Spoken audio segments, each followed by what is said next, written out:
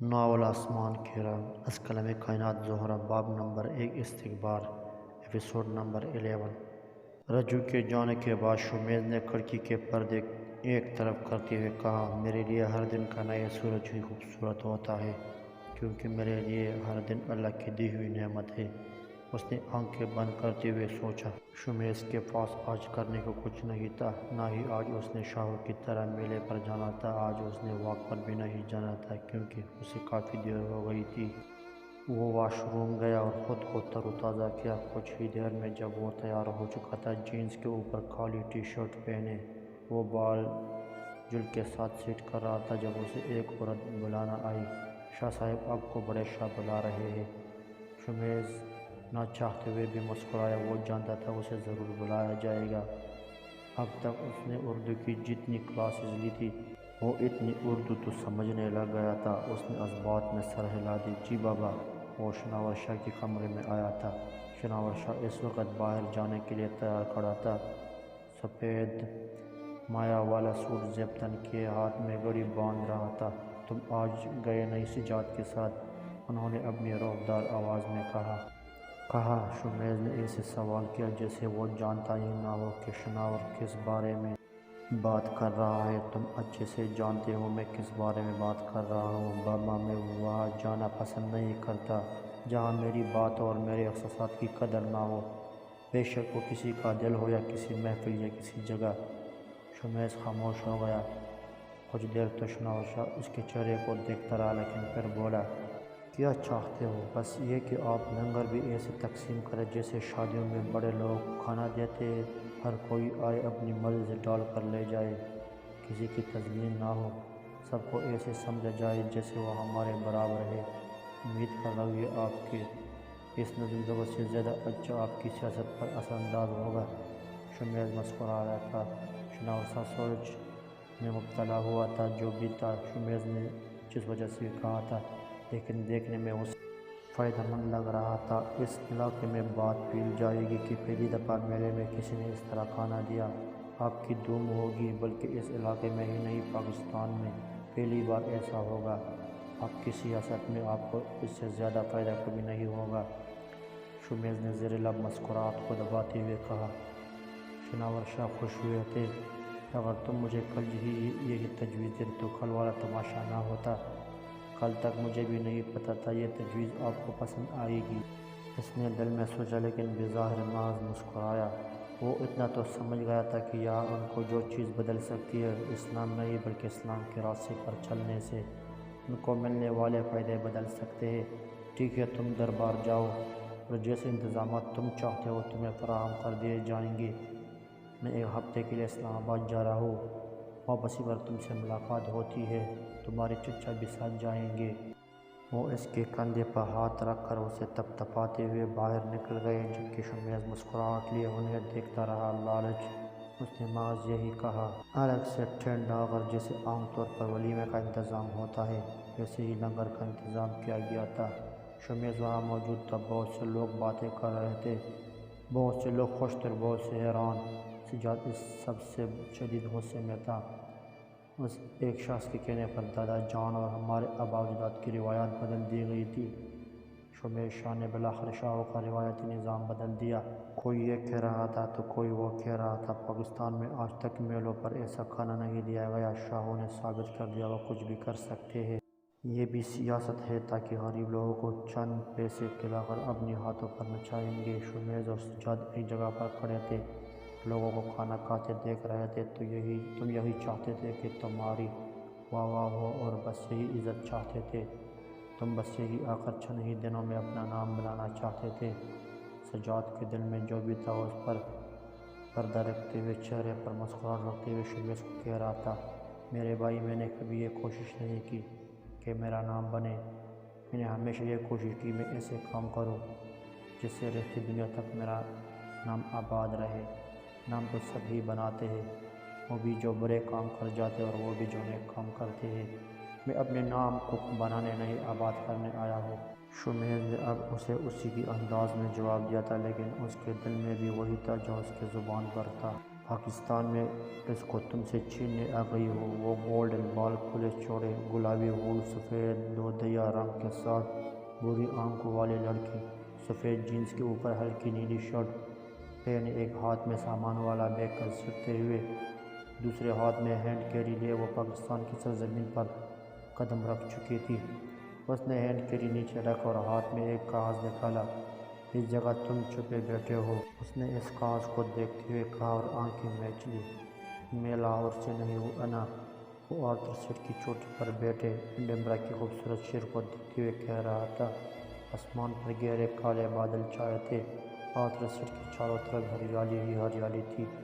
Edinburgh میں ویسے تو سارا سال ٹھنڈ ہی رہتی تھی، لیکن موسم کا کچھ پتہ نہیں چلتا کب بارش ہو جائے۔ ابھی بھی تیز ہوا چل رہی تھی۔ اچھا تو تم کہاں رہتے ہو؟ میں پنجاب کے ضلع اکھاڑا کی تحصیل دیوالپور کے قریب ایک گاؤں کا رہنے والا ہوں، اس نے مسکراتے ہوئے اسے بتایا، جبکہ وہ ڈائری میں لکھنے میں مصروف تھی۔ اس نے اس کی ڈائری کھینچ لی۔ تم یہ لکھ رہی ہو؟ اس نے اس بات میں سر ہلایا تو اس نے پن پکڑ کر اسے سارا پتہ لکھ دیا۔ کتنا خوبصورت تھا وہ منظر، ایڈنبرا کا شہر ہو اور اس کے ساتھ ایڈنبرا کی تیز چلتی ہوا۔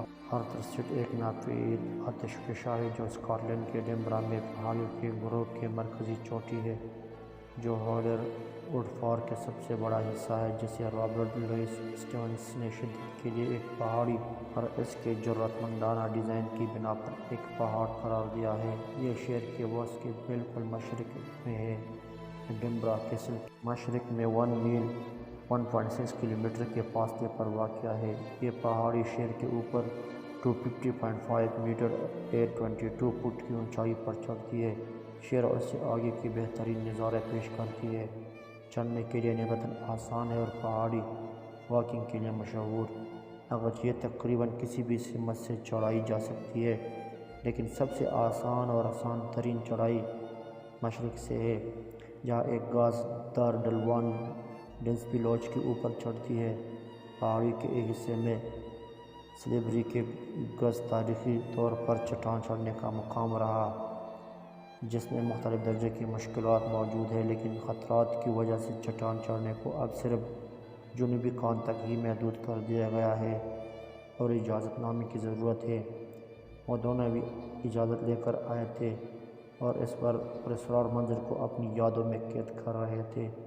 یہ رہا میرا پورا پاکستان کا پتہ، لیکن میں تمہیں اور ایڈنبرا کی ان ٹھنڈی ہواؤں کو چھوڑ کر کہیں نہیں جاؤں گا۔ اس نے آنکھیں کھولے تو منظر بدل چکا تھا اور آرتھر سیٹ کی چوٹی پر نہیں، لاہور کے ایئرپورٹ پر تھی اور ایڈنبرا کی ٹھنڈی ہواؤں سے محفوظ نہیں ہو رہی تھی، بلکہ لاہور کی گرم ہوائیں اسے خوش آمدید کہہ رہی تھیں۔ میں تمہیں یہاں کی گرم ہواؤں سے چرا کر ایڈنبرا کی ٹھنڈی فضاؤں میں لے جاؤں گا، اس نے گلابی ہونٹوں سے مسکراتے ہوئے کہا۔ دیکھو رجو، آج ملنے کا آخری دن ہے اور اگر آج تو نے میرے ساتھ لڑائی کی تو میں تمہارا پرندہ اتار کر تمہارے بال جلا دوں گی۔ رمشا اسے دمکانے میں مصروف تھی۔ اچھا اچھا، بس کرو، اب سن، میں نے آج جلیبی بھی کھانی، پرندے بھی لینے، آج بس آخری دن ہے، رجو نے چہرے پر مسکراہٹ سجائے کہا۔ وہ فصلوں میں ایک درخت کے نیچے بیٹھی تھی، ان کے عین وسط میں ٹینٹ کر لنگر کا انتظام کیا گیا تھا۔ دیکھ شمیش شاہ نے ایک دن میں سارا نظام بدل دیا۔ ہاں کچھ تو ہے شاہ کے لہجے میں، اس نے کھوئے ہوئے انداز میں کہا۔ تجھے پتہ؟ رجو نے آنکھیں میچ لیں اور رمشا کو آج صبح والی بات بتانے لگی تھی، لیکن وہ یہ غلطی کیسے کر سکتی تھی، کیا پتہ وہ آج بینا نے مجھ سے بہت کام لیے اس مہارت سے بات بدل دی تھی۔ کیوں، تم نے تو آج کے دن چھٹی نہیں ملی تھی؟ ہاں بس چھوڑ اب، چل دیکھ شام ہو رہی ہے، رجو نے اٹھتے ہوئے کہا اور وہ دونوں میلے کی جانب چل دیے۔ تیرے رشتے کا کیا بنا؟ رجو نے رمشا سے پوچھا۔ ابا نے ہاں کر دی، رمشا نے بتایا تو رجو نے اسے غصے سے دیکھا۔ اور تو نے مجھے بتایا بھی نہیں؟ اچھا اب بتا رہی ہوں نا، چل اب غصہ نہ کر، اسے خوشی میں جلیبی میری طرف سے، رمشا نے اسے پیشکش کی تو وہ ہنس دی۔ انہوں نے سارا دن خوب مزے کر کے گزارا۔ وہ تقریباً رات کے وقت دونوں اپنے اپنے گھروں کے چلے گئے۔ چھت کی منڈپ پر بیٹھی ہاتھوں میں وہی نازک کانچ کے ہلکے جامنی رنگ کی چوڑیوں کو تکی جا رہی تھی۔ چاند کی روشنی میں وہ چھت پر بیٹھی آج چاند کی اس نیلی روشنی کو نہیں دیکھ رہی تھی، بلکہ اس روشنی میں نظر آتی چوڑیوں کو تکے جا رہی تھی۔ کیا ان کو مجھے پہننا چاہیے؟ کیا یہ میرے لیے ہی بنی ہے؟ اس نے نفی میں سر ہلایا۔ یہ میں کیا سوچ رہی ہوں؟ اس حویلی میں میری اوقات ایک نوکر سے بڑھ کر نہیں ہے۔ چھت سے اسے پورے گاؤں کا منظر نظر آ رہا تھا۔ اسے دور سے وہ بڑی حویلی بھی نظر آئی تھی۔ میری وہاں کوئی جگہ نہیں ہے، اس نے خود کو یقین دلانا چاہا۔ رجو پتر نیچے آ جا، ابا کی آواز نے اس کی سوچوں کے تسلسل کو توڑا۔ جی ابا آئی۔ ابھی اس نے اپنا قدم ہی ان لکڑی کی بنی سیڑھیوں پر رکھا تھا جو چھت کے ساتھ لگی ہوئی تھی، اور خود الٹی ہو کر نیچے اترنے ہی لگی تھی کہ ہاتھ میں پکڑی وہ چوڑیاں پھسل کر نیچے گرنے لگی۔ آہستہ ہی سے نیچے گرتے وہ چوڑیاں ٹوٹ رہی تھی۔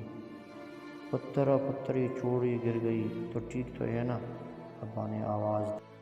ہاں ابا، انہوں نے ٹوٹ کے بتا دیا۔ میں ان کی طرح کمزور نہیں ہوں جو ٹوٹ جاؤں گی۔ رجو نے مسکراتے ہوئے ان کانچ کی چوڑی کو ٹوٹتے دیکھا۔ میرے نزدیک کوئی کام بلا وجہ نہیں ہوتا اے رج، ہر کام کی کوئی نہ کوئی وجہ ضرور ہوتی ہے۔ ہر کام کے پیچھے گہرا مقصد، گہری بات چھپی ہوتی ہے۔ اسے شاہ کی بات یاد آئی تھی۔ گاؤں کی طرف آتی سڑک پر ایک گاڑی سے اسے آتے ہوئے محسوس ہوئی تھی۔ رات کے اس پہر یہ گاڑی؟ اس نے سر جھٹکا اور نیچے اتر آئی۔ تمام چوڑیاں ٹوٹ کر ریزہ ریزہ ہو چکی تھی۔ سچ کہتا شاہ، کوئی بھی کام بلا مقصد نہیں ہوتا۔ تم نے مجھے بتا دیا میں جن سوچوں میں تھی وہ مجھے توڑ کر ریزہ ریزہ کر سکتے، کیونکہ وہ جذبات بھی تمہاری طرح نازک ہے۔ اس نے مسکراہٹ کے ساتھ کہا۔ کہانی جاری ہے۔ مزید اقساط کے لیے ہمارا چینل سبسکرائب کریں، اپنے دوستوں کے ساتھ ضرور شیئر کریں۔ شکریہ۔